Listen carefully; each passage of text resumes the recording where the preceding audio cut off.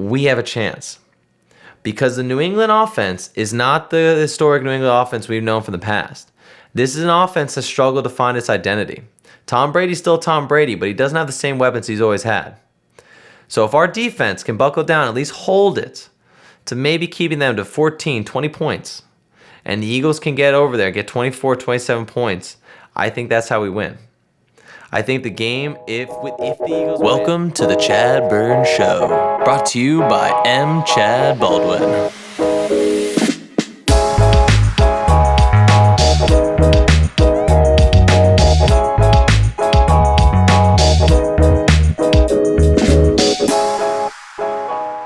Welcome to the ChadBurn Show. Everyone, I am glad to welcome you back to the show with your host, M. ChadBurn, that's me, and running behind the scenes, as always, the wonderful and talented producer, Julien Ramboise. Julien, say hi. Hello. There he is, enjoying himself behind the scenes. Well, folks, we are back for another episode, and I gotta say, the football gods graced us with some amazing news to be able to cover. And that one is, for this Hot Topic show, will be the Myles Garrett fight and the Browns and Steelers. Woo! That was probably the craziest thing I've ever seen on an NFL football night. Granted, we have seen the fights of Andre Johnson ripping off the helmet and beating down his quarterback. We have seen the occasional attempt by NFL players to punch through the face masks of helmets and defy physics by putting their fist through a solid object. We have seen quarterbacks, we've seen linebackers, we've seen the perfect hits and the constant. We've seen people come out of their sidelines to defend their players. But we have not seen a defensive end take the helmet of a player and try to club the other head of the quarterback. That was insane. Oh my God. I did not watch the game live. I, as maybe other people who are not necessarily fans of the Steelers or the Browns, decided it was time to go to bed, and I am just going to let this game go because the Browns have a significant lead. I don't need to see the last few seconds of the fourth quarter. Well, damn it, was I wrong, and I missed the best part of that entire game, because who really cared of watching the Steelers somehow slip away their defense give up, 21 points? Who really cares watching the Browns somehow scrounge out a victory this time, which was actually quite interesting to see them finally win. But really, the interesting part is just watching that fight at the end. Oh, my God. Like, could you believe that someone thought that it'd be all right to take the helmet of another player and club the quarterback?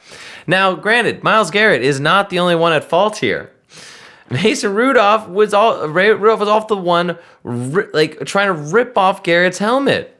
And he also, while he's getting his head beat in, took a couple of kicks and punches at the nuts of Myles Garrett, which we all know that's a no-go. That's against the bro code. You can't do something like that.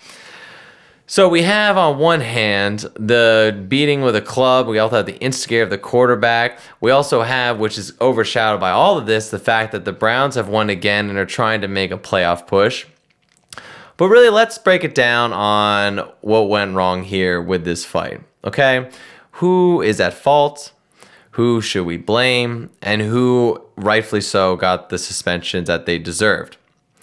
So, first and foremost, obviously, Garrett's the wrong guy here, the wrong position. He did the absolute wrong, horrible thing. You can't do that. And second would be then, I believe, the instigator of the fight would be Rudolph there.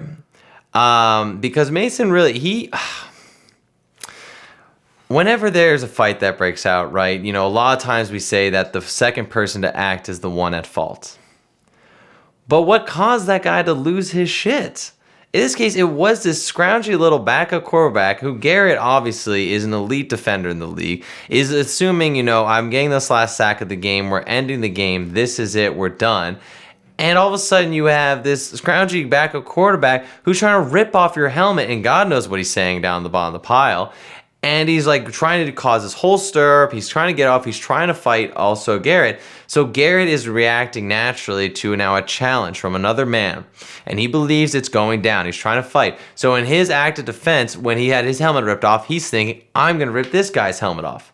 Now, this is not a defense of the whole situation. And should Garrett have just walked away? Of course he should have.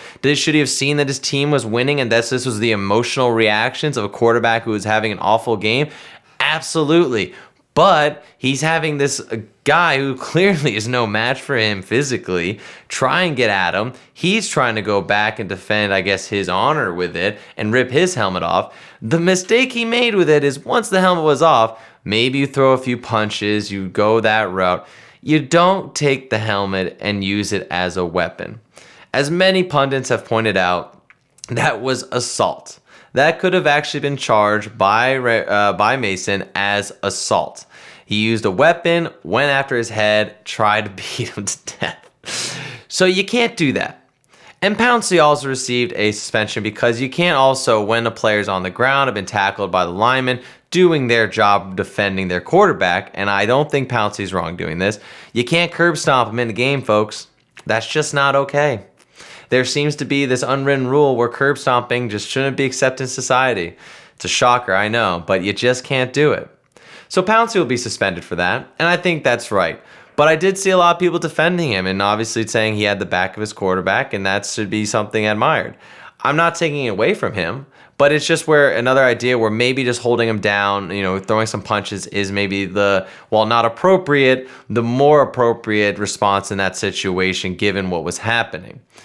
The last person in all this, the fourth person that was key to this fight, that was really the worst of it all, was, and I'm not going to get his name right, but I'm going to go Larry, right? And he's the defensive, I believe, lineman for the Browns, who came over and then shoved Mason when he wasn't looking to the ground.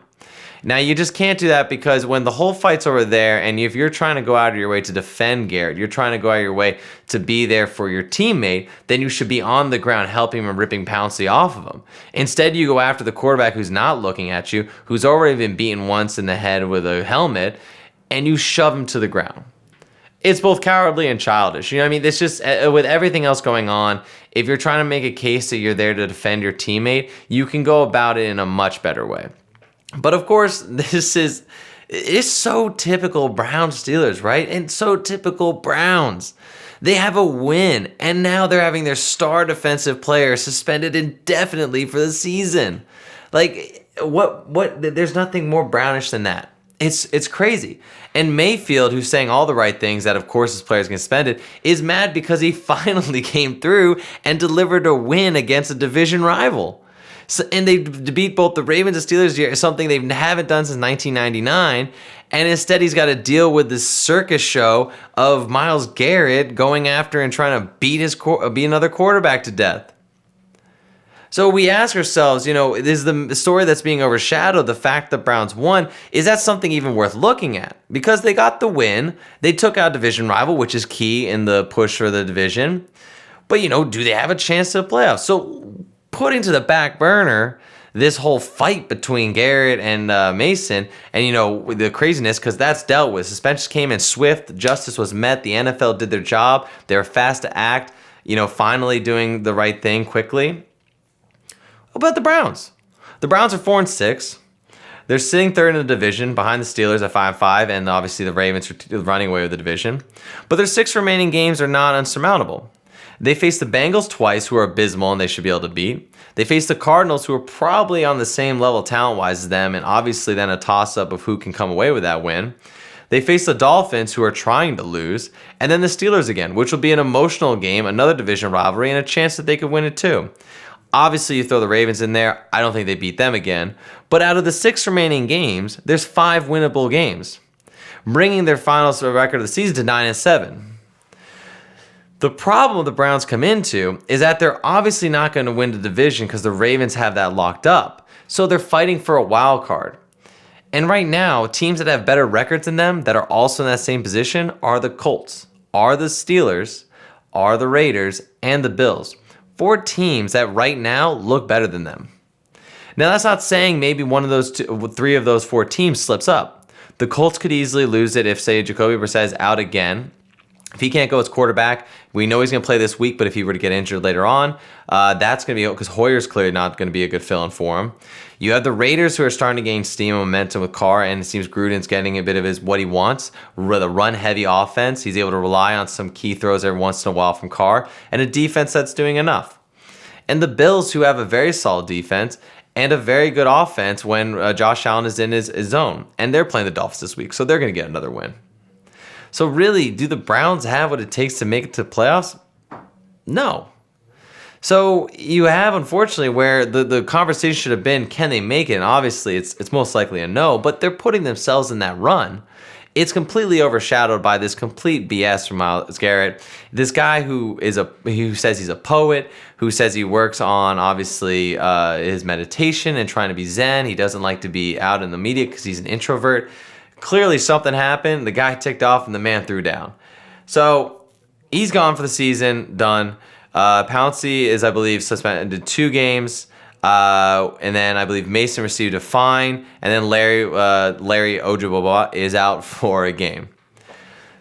So that's where I'm at with the Browns. I just thought it was the best thing that could happen for me. I have a story to lead off the show with. And as well, the Browns being Browns. They just love to get in their own freaking way. But I mean, why not? Why not? You know, they finally have a good team. Their things are going well. Why not have something absolutely crazy that's never happened in the league before? You know what? Yeah, Browns. The second story I want to talk about today, which is also a recent news story and fits very well into the month of November, talking about mental health, talking about players that are trying to find themselves in the sports and are sometimes overcome by both mental and emotional stresses. And this comes from Mary Cain. Mary Cain, a woman who, I ran for most of my life in varsity in both track and cross country. I was a long distance runner. I'm well far away from that, but used to run a lot in high school. And when I got out of high school and was watching the league, the most elite runner at the time was this girl, Mary Cain. I believe she came out of New York. She was, at the time, one of the top runners in the world, was at the 1500 best. At age 17, she qualified for the World Championships in the 1500 meters, which is a very hard race, especially for indoor track. She was an absolute beast, a pure natural runner. If you saw her, she just looked the part. She was not one that was obviously working out in any special way. She just was gifted in the ability for endurance and the ability to push herself past what normal human beings would seem feasible. And it was a joy to watch her. She was this young, scrappy little girl you could see. She clearly enjoyed running. She was happy. There were smiles. She was just a kid enjoying the sport. So as she finished high school, she moved out to join the Oregon Project over with Nike. And this is the big, obviously, Nike's big running academy. I believe it's in conjunction with the University of Oregon. Don't quote me wrong on that. Obviously, because the founder was the running coach of the University of Oregon, but it's called the Oregon Project, and it's where the best runners in the world went. You know, you have Mo Farah, who is one, from England, who's one of the best 1500 and 1600 meter runners. He also, I believe, does the 5000 meter, the 5K. He's incredible. You have Rupp, who is also another 5K runner is super great. Been in the Olympics, made it to the finals. You have all these talented runners who have gone there. So Mary Cain, thinking as the next step in her journey to be a champion, to be the best runner she could in the world, decided to join Nike. She went out there to be a part of Alberto Salazar's team. And this all comes from the Nike op-ed from her. There's a lot more articles coming on Yahoo, Sportsnet, a lot of different sites that are corroborating her story. There were 8 athletes that confirmed her story, and one recently, Amy Yoder Begley, who has come out with the same type of abuse that she said that she suffered in Oregon. But what happened was Mary Cain goes out to Oregon, joins Alberto Salazar's team, and Alberto, because of his methodology and what he'd been using for so long, believes strongly that in order to be a talented runner, to continue to advance and beat your times, one of the main steps you had to do was be at a certain weight. Because in his mind, weight, he was thinking of like physics. Weight is how, if you have too heavy, you can't pull yourself fast enough, you won't be able to go long, your body won't be adept at the long endurance, so there's a certain weight you need to hit. Now, from all accounts, this is not based on any type of science. He did not take into account the size of the woman, how they were built, their biological makeup, what if they were still developing, what was good for their health. He just picked weights that made sense to him. because of what he had experienced on past athletes. Because, as I guess every great coach should know, every single player is exactly the same. And obviously I'm being sarcastic there, because every single player comes with a different makeup. Every player, every athlete has a different way their body is built, has a different way that they can overcome stress, has a different way that they are able to endure through everything they do to excel to a higher level in their respective sport. But Alberto believes that what he's seen, these are the types of the benchmarks that need to be hit in order to become a great athlete, in order to be the best runner in the world. So he set a weight at 114 pounds for Mary Cain. And she toiled and fought so hard to hit that weight that she eventually was succumbed to intense emotional and mental stresses, trauma, anxiety, everything that you don't want a young athlete to have to go through. And she brought this up to her coach. She was obviously underperforming. She wasn't able to hit times because she just couldn't think, because she's not eating right. She's not feeling healthy. Her body is feeling that it's falling under the pressure. It cannot sustain what she's trying to do. But Alberto just would not see it her way. He instead decided to discipline her in front of other teammates, in front of other teams, in order to make an example of her. He would point out all the time that when she looked overweight or when she did not hit her weight marks. And this continued a cycle of her where she got to a point where she couldn't even look forward to the race because she's so ashamed that she's not hitting these weight goals set to her by her coach, which is absolutely ridiculous. And as I said, a second athlete came out, this Amy Begley, who also said she was told to hit a certain weight and was made fun of and forced and disciplined when she didn't hit those marks. And again, I think this is so stupid because every athlete, every person works at different weights, works at different body types. If Mary Cain was the fastest girl at 17 and able to qualify the world championships at what her body was, why would you change that? Why not just continue to get her to run, continue to put her in the weight room, use new methodology to tone up her body in order to create better strength in her legs? Don't be a police owner of her weight, because who cares? Being in the running world and having seen so many races, I raced at the Armory. I had teammates. I got to go watch races at the Penn Relays. I was unfortunately not able to make that point to go there. But you see athletes of all body types. And yes, there are long distance runners that may be taller and might have a little more weight on them, but they still have the endurance to be able to push and the strength to compete at certain speeds. And I think this is just, again, this is kind of one of those, and I don't class all boomers in this area, the boomer generation, but there are definitely some coaches that are from the boomer generation or the generation right after the boomers who believe that millennials are making excuses that they can't push harder. But I see it completely differently, okay? This is not a millennial problem. Mary Cain was not underperforming because she couldn't hit these stupid weights and stupid benchmarks that Alberto had set up, okay? Kids these days coming up are more athletic, are more talented, are more skilled than the generations before them. And this is just because of the evolutionary buildup, all right? We're getting to a point where we're able to give kids a healthier lifestyle when they're a child. We're able to give them more tools at a younger age to excel higher than the generations before them. Because the science is better, the nutritional science is better, because the athletic science is better, because we know how to foster children in an environment in order to make sure that they achieve the highest standards in their respective sports. But because sometimes certain kids they're more talented and stuff, there isn't required as much strict regimen, as much strict kick in the ass, as I would say, as what certain generations before used to do to get people past a certain threshold. Because you no longer need to just beat in their brain to force them to go past boundaries they can't necessarily achieve. People are fast enough, they are genetically built now to be quicker, faster, more stronger than ever before. So we need to adapt our strategies. Maybe it isn't just a weight thing anymore. Maybe that's an outdated model. Maybe we need to look at the science and how maybe we can foster them in the weight room, how we can foster them with different rhythms and different repetitions and miles and distances, maybe 900-meter repeats. That's the stuff that maybe can go farther for these kids. But because some kids are now, because they're being pushed so hard, they're falling apart. They're mentally falling to anxiety. They're getting stressed in their sport. They come along and say, this is just a millennial excuse. They're not willing to work hard enough. Well, that's just not it, okay? They're trying, but we're putting them under a lot of stress because we're seeing the potential that they could become. And instead of just trying to slowly build them up, we're pushing them so hard right away. And that's just not going to be beneficial to these kids. We see it in the NBA with the higher injury rate as they're coming to the league, and we're seeing it more and more with the high rates of anxiety and the stresses that these kids are saying they're suffering. Let's allow them to be kids. Let's try to adapt our thinking. I think coaches in the world today need to learn to think outside the box to get the best out of their kids.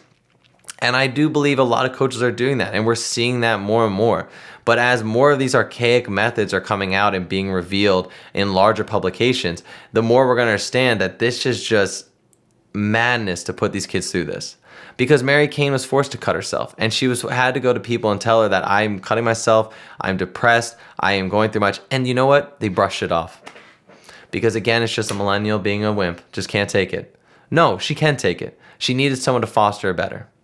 And I'm not a woman, so I obviously can't speak from that on how maybe women should train better. And I think she makes a good point. There needs to be more women coaches, and that might be the next step. So I can't speak to that, but I can speak to the fact that this methodology and this thinking around a generation that we're in needs to change. Otherwise, we're just going to see talent get wasted again and be thrown to the side because they're being stressed and beat down.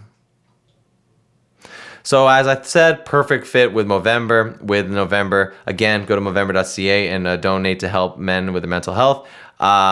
But again, just the idea that athletes go through so much stress and so much anxiety, we need to find ways to alleviate that in this high-paced, highly scrutinized, intensive athletic world. And we'll get there, but people like Alberto Salazar, gotta go. They can't be in this anymore. They've shown that they're outdated in their methodology. It's done. Now, of course, I'd be remiss because this is my show, and with my show, I need to talk about what I love. So I need to talk about my birds, my Eagles.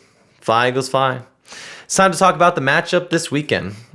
It's a heavyweight matchup. It's against the AFC opponent, the one, the only New England Patriots. That's right, our Super Bowl 52 counterparts are coming back to the link to take on the Philadelphia Eagles. In what is probably not a favored team, the Eagles. They're right now down 3.5 points. New England's being given minus 3.5 points in a visiting stadium. So obviously they are heavy favorites. Guaranteed. Usually your home field advantage on the betting line is going to be -3 for the home team. So they weigh team at -3.5. If they were in New England, it'd be probably about -6.5, probably -7. So realistically, they're about a touchdown expected to lose by. I think the Eagles still have a shot. Okay, what we've noticed through the Patriots defense, this vaunted defense, this defense that we thought was the greatest in history so far, is that this defense can crumble when beaten down by a good running game. If the Eagles can continue to maintain what they've proven so far in the last 2 games, in games that they've been winning at, if they can make sure that they're giving the ball to Howard, to Miles Sanders, if they're able to get them the ball 40 times combined together, right? Let's get the ball to Howard. Let's give him 20, 25 touches. Let's give him more than that, right? Let's get 25, 30 touches. Let's really pound the ball. That's going to step us apart, right? I believe in Wentz. I think he's the future. But right now, with the wide receivers we have and the kind of draw-up schemes we're doing for passing, that's not our strength. Our strength is running the ball. And what teams have shown so far against the New England Patriots is that their weakness is the run game. Their run defense isn't as good as their pass defense. They're a very talented defense and they can adapt, but if they start losing it in the ground game, that's how you expose them. You use Carson Wentz's mobility. You get him outside the pocket. You get him running the ball. You use him like Lamar Jackson. You give the ball to Howard. You give the ball to Sanders. You give screen passes. You get the ball outside. That's how we're going to beat this defense. And if we can, we have a chance. Because the New England offense is not the historic New England offense we've known from the past. This is an offense that struggled to find its identity. Tom Brady's still Tom Brady, but he doesn't have the same weapons he's always had. So if our defense can buckle down, at least hold it to maybe keeping them to 14, 20 points, and the Eagles can get over there, get 24, 27 points, I think that's how we win. I think the game, if the Eagles win, the game is going to be something like 27-20. If we lose, the Eagles are going to get blown out. It's going to be like 31. It's going to be 30, 35 to maybe 14. So we have to come out fast. The defense has to make a statement early that they're not afraid of Brady. Get pressure on Brady. Don't forget, Brady is a fast passing quarterback. He doesn't hold on to that ball longer than a second. He's getting the ball out there quickly. Our cornerbacks, now that we have some healthy cornerbacks, need to be able to read that, stick with their wide receiver for the short distance. And then our, obviously, defensive line need to get to Brady quickly. If they can get to Brady, disrupt his pattern, make him hold on to the ball just a few seconds longer, that's our chance. Again, though, if this becomes a shootout, I don't know if our offense has enough firepower to do it. Can we score 41 points like we did in the Super Bowl? No, we can't. This is not the same offense. So we're going to need to be able to hold the Patriots down, keep them below 20, establish the run game early, and continue to pound the ball with the run game. Expose this defense. We have a chance to do that. Now, I will note the only other negative side to this matchup, which is not fare well for the Eagles, is that the Patriots do not lose 2 games in a row. It just doesn't happen. They figure it out every time. They don't lose 2 in a row. They lost last week.